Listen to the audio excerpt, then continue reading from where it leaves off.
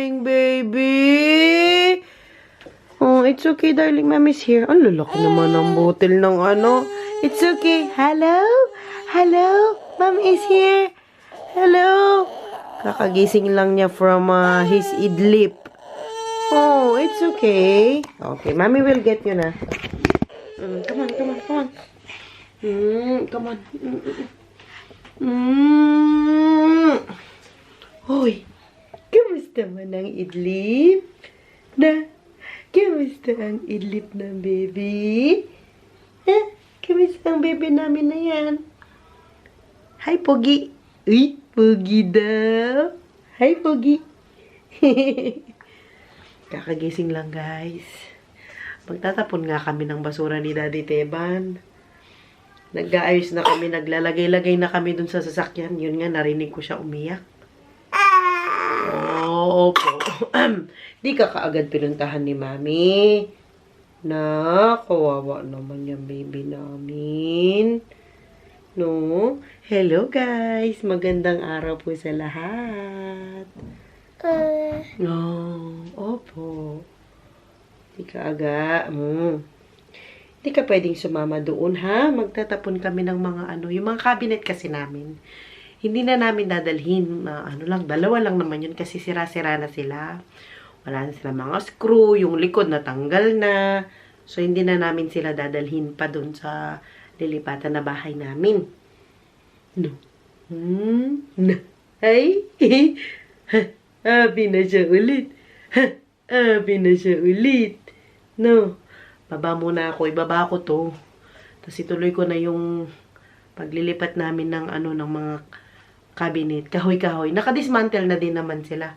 Ilalagay lang sa sasakyan. Tapos itapon nga namin doon sa kung saan sila nagre-recycle. Kasi puro lang naman mga kahoy yung itatapon namin today. Na. Tara, baba muna tayo. Nababa ko na ang Kenneth doon sa sala kasama ang kanyang lola. Ayan ang sinasabi ko, mga Joy, yung mga kahoy-kahoy na ganyan. At saka itong mga cabinet na ito. Ayan, ito lang naman sila. Mga ganyan lang itatapon namin today. At saka yung mga ibang mga basura sa bahay. Yung mga nasirang laruan ni Zoe, mga ganyan. Tapos yung mga hindi na mapapakinabangan na mga anik-anik. Itatapon na namin para medyo may na kami, space ng konti. At saka konti na lang ang ililipat. Tapos, meron pa kami mga dito, mga papel-papel. Itatapon din namin. Ayan, kagaya ng mga ito. Nasa loob ako ng shed, pero hindi ko papakita. Baka ma-judge ako. Tapos yung mga ganito, dito na lang banta. Tapos ito kasi ito, pinto. Yes, Dad. May kunin ka pa dito. Tapos, yung table na yun, yun yung gagamitin namin sa susunod na bahay. Ganun na lang ang gagawin namin. Isa, dalawa, tatlo. Kulang ng isa yung upuan. Tapos, yung mga iba pang gamit dito, itatapon ko na rin. Yung mga hindi na gumagana na rice cooker, ganyan. Yung mga ganito, yung mga pan ni Zoe na maliliit na nangalawang na, itatapon ko na yung mga yan. So, today namin yan gagawin. Katapos naming magtapon, ay baka gusto to ni Rina. Yung yung baggy ni Zoe nung baby siya. Tanungin ko nga siya, baka gusto niya. Yung yung stroller ni Zoe nung baby siya. Nakatanggap kasi kami ng stroller galing doon kay nanay. Yun yung ginamit namin. Yung luma ni Zoe, hindi na namin ginamit. Ayun, so tanungin ko si Rina. Tapos nandito rin yung mga bike namin ni Daddy Teban. Although hindi na namin sila usually ginagamit. Dati kasi lagi kami nagbabike ni Daddy Teban. Pero ngayon hindi na. Tulungan ko muna saglit si Daddy Teban. Baka magalit na. Hindi ko tinulungan.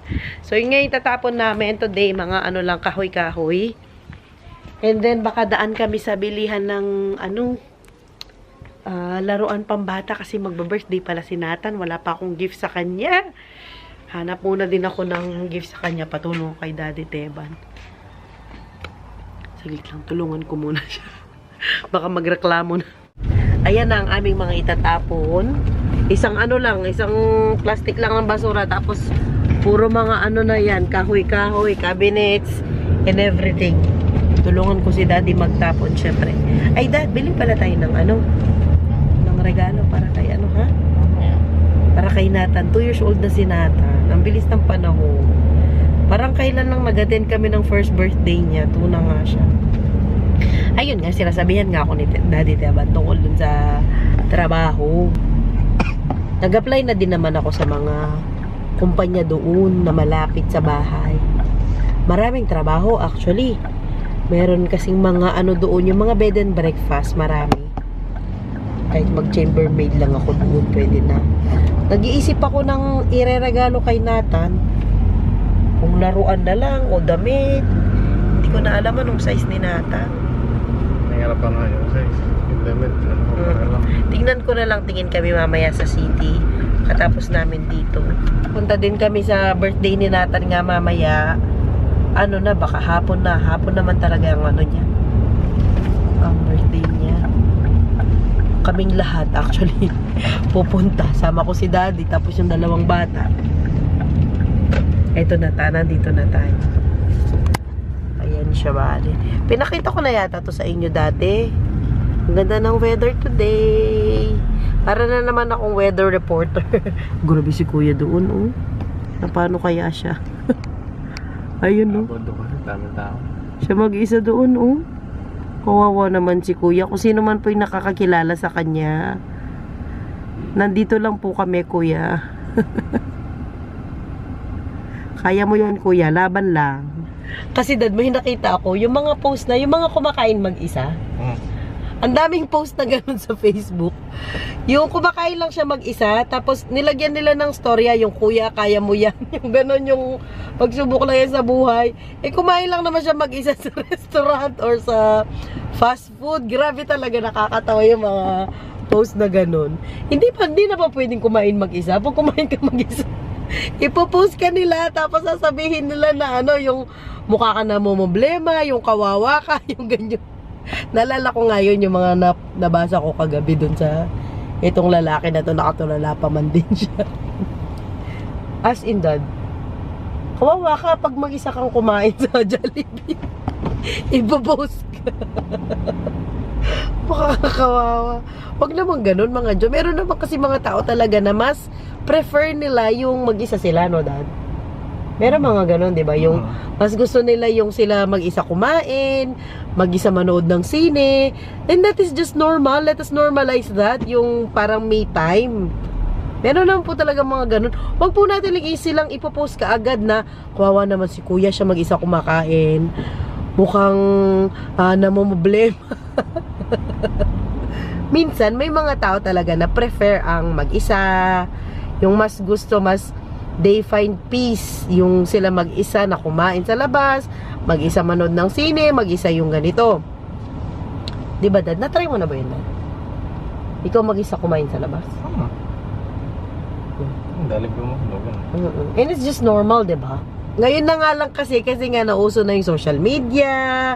Ang dami mo ng means para i-post sa sa Facebook, sa TikTok, sa Instagram, yung mga ganyan. Mabilis na lang maipost, tapos kakalat, magva-viral. Tapos, yung kumain na napicturan sa restaurant, hindi niya alam nag-viral na pala siya kasi pinicturan siya.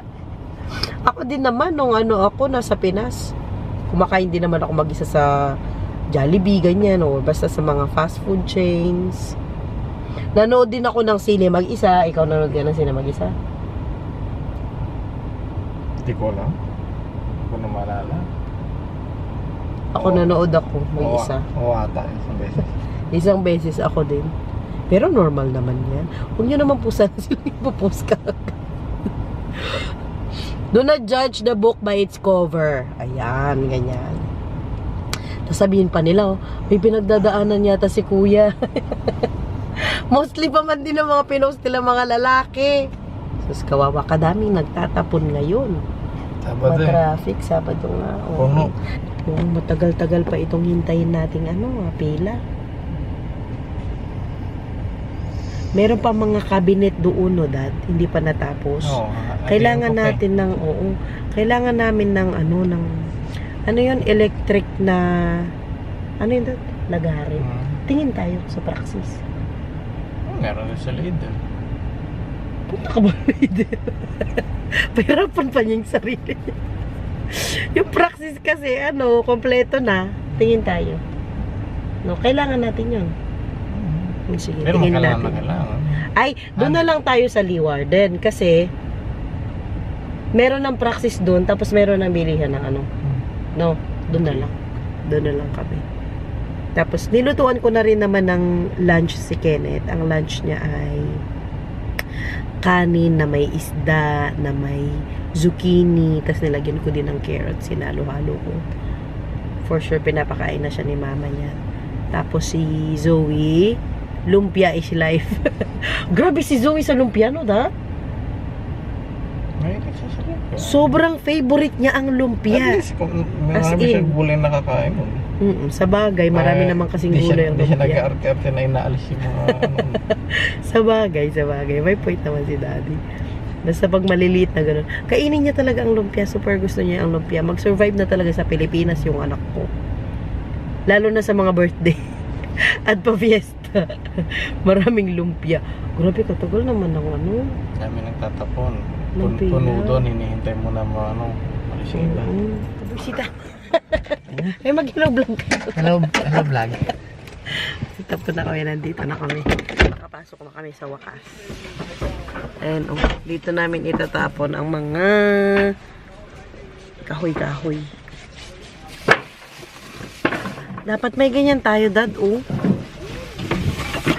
Makadrive ka ng ganyan? Yung ganito ba, guys? Yung parang van. Pati yung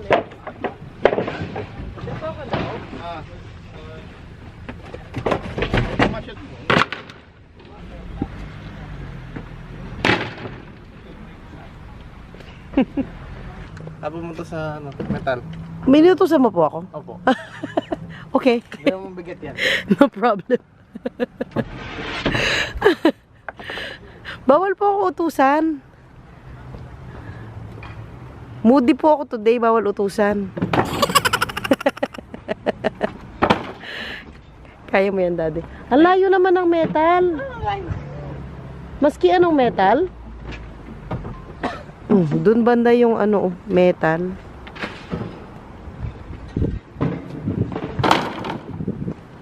Sipag naman ang dada.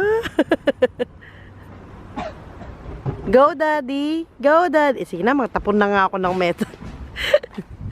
Magalit na to sa akin. Natapon ko na, Dad, yung bakal. Last na yan. Isa pa doon. Tapos yung Mabilis lang ang magtapon. Marami lang nakapila. Kasi nga, masikip masyado pag lahat. Correct. Last na? Sipag naman ni Dada. Last na. Ang dami kong natulong. 3 natulong ko, 3 peraso. Opo. Tara, sa baba na lang yan.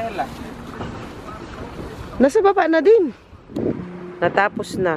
Naubos na ang aming mga itatapon for today.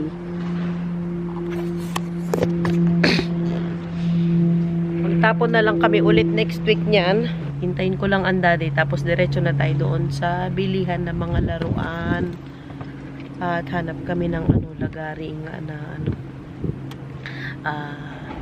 automatic. Ano yan? Electric na lagari. Hindi lang magsabihan ka ni Kat. Nandito na tayo sa city. Natapos na ang ating mga tinatapon. Ano ba itong nasa bulsa ko? Resibo. Dito tayo maghanap ng... Paiba-iba ako, no? Ito ba yung bilihan ng laruan? Yung katabi niya, bilihan ng sports, Sports World. Ano yan? Mga damit. Tingin din ako ng damit, Dad. Kasi mas kailangan naman ni Nathan ng damit compare sa May size. laruan. 2 years old. Anong size ni Zoe 2 years old? Hindi ko alam. Iba yung ng bata. Ano yata? 92. Dad, kasi papasok na siya sa school. Oo, tama. Lalagyan ng baon niya. Bagay niya ng mga kagaya. Huy, Porter siya, Dad. Oo, tapos. May pagkain sa ano, school. O yung inumin, yung prutas. Ah, oo, yung prutas at inumin. Oo nga, no. Papasok na nga sa school si Nathan. Dapat, Dad, yung pare-pareho. Ang talino talaga ni Daddy. Oo nga pala, magpo-Porter school na si Nathan. Yun nga, may mga bag dito. Kasi mag-school na siya. Maliit lang, Dad. Ganito, Mario. Ano kayang gusto ni Nathan? Di mo tawagan si Jan, tanong mo Hawakan mo nga. kung ano yung May point ka. Hawakan hilig mo niya nga. ngayon. O Bing. Hawakan mo. Si Bing Bang. O Hilig yan, green, blue, ano. Tawagan ko si Inday. Saglit nga. Teka. Nagmamadali. Asan ba ang number ng Inday? Day, may tanong ako. Anong hilig ni Nathan ngayon? Paw Patrol, Bing, Dinosaur.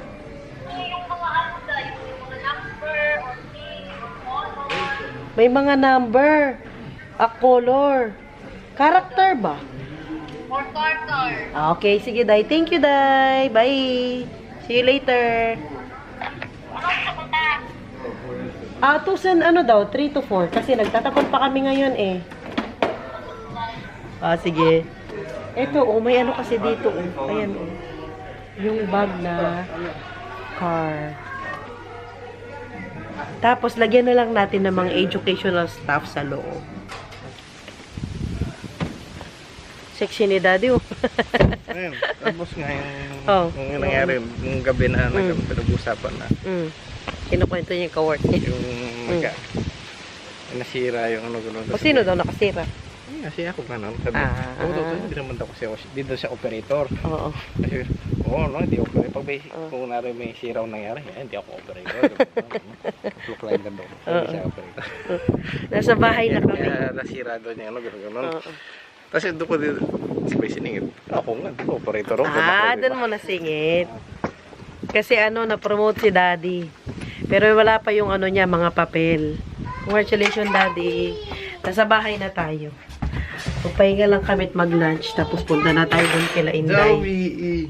Hi! Aray ko.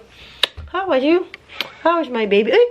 Kumakain ng lumpia yan. Mommy, Naamoy ko. Ano po? Daddy, You're Hindi ko too siya- late. We're too late. You are too late. We're not late. You are too late. From what? Of house. You are too late of house. Sumasama kasi siya kanina, hindi namin sinama. Yun ang Kenneth, kumakatak na din. Kain muna tayo. Mas liguan ko yung mga bata. Bihisan. Hi! Hi! Hey, sit down there, Ethan. Ethan na. Come on, kain na. Tayo na talaga siya. Hi! Kumain ikaw? Kumain madami ikaw? Kenneth? Kenneth? Naubos niya, ma? Hey, mommy. Wow! Yung inano ko tatlo, Wow! yung spoon natin na ginagawa. Apa? Oh, Tatlong gano'n. ano pang chika? May chika siya, ma. Naubos mo daw. Wow! Very good pala. Ang dami palang nakain. Tayo na talaga siya. Ayaw niya na talagang gumagapang. Gusto niya tayo na agad. No. Kumusta po? Masarap po yung lunch mo? Na? Masarap po? Nagustuhan mo? Punta tayo kay Nathan? Ken? Okay. Punta kay Nathan mamaya. Hindi pa yan natulog. Ay, idlip ka muna, babe. Tara. Zoe, hi. Hi. Bihis na kami kaagad. Papunta na kami doon kila Inday. Hi, Ate Zoe. Hi. Ang aming Kenneth nandito sa kabila. Ayan ang Kenneth. Ano na yan, antok-antok na. Siguro pagdating namin doon matutulog na. Depende pag ano ka busy. Maganda yan kay Kenneth, Dad, para may makita siya maraming tao ba? No? Huh? Maganda yan kay Kenneth, sabi ko. Yung maraming Ay, tao, oo. yung hindi siya Hindi siya naninibago. Punta natin sa birthday na para sa makita naman. Totoo. Excited ka na lumipat sa? Excited ka na lumipat? Oo. Pre. Malapit na kami kay Inday. Mga ano na lang siguro to, 5 minutes? Mga ganyan. 5 minutes, 10 minutes. Ganyan na doon na kami kay Inday. Parang nainitan ako. Parang wrong move yung ano ko. Kasi kanina lumabas kami medyo ulan-ulan at hangin-hangin. Tapos ngayon naman, umaraw. Kakaiba talaga ang weather dito sa segundo lang ang ano. Nag-long sleeves pa man din ako. At ginakit ko pa man din ang dalaga. Buti na lang hindi ko siya pina-long sleeves. Nandito na tayo kila Inday. Kinuha ko lang tong camera kasi kanina nga hindi ako nag-vlog. Ngayon pa lang ako mag-vlog.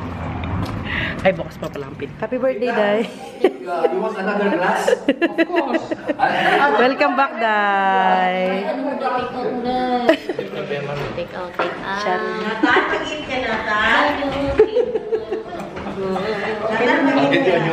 Una na kami. Thank you, Day, for inviting us. Ganda ng Inday, oh. I-focus natin. Just normal. Hug niya na si Nathan. Babay mo na si Nathan. Kinafal na kay Nathan. Kinafal na. Babay na. Babay Nathan. Happy birthday. Oh, tara na. Ayaw na magpahag ni Nathan, anak. Hala, kinis pa. Bye-bye. Huwag mo yung kakargahin. Huwag kakargahin. Oh, bye-bye na si Nathan. Bye, Nathan. Let's go. Come on.